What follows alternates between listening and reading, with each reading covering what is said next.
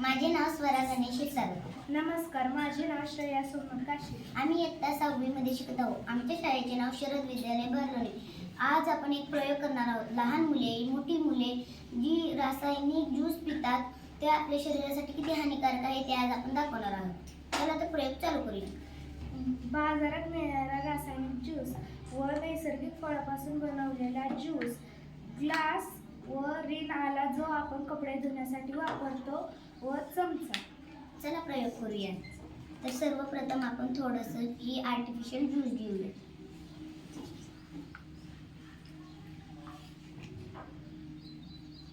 आता आपण टाकूया त्याच्यात रिन आला.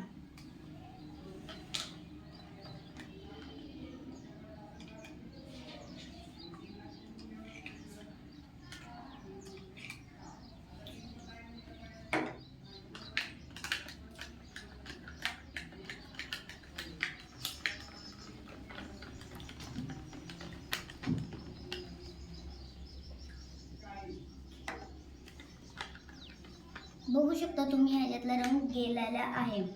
व जर आपण आता ह्याच्यात रिन आला टाकला तर हा आहे नैसर्गिक ज्यूस. ह्याच्यात आपण थोडासा रिन आला टाकला.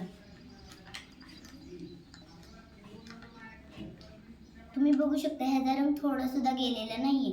म्हणजेच की आपण नैसर्गिक ज्यूस पिला पाहिजे, कारण रासायनिक ज्यूसने आपल्या शरीराला धोका होऊ शकतो.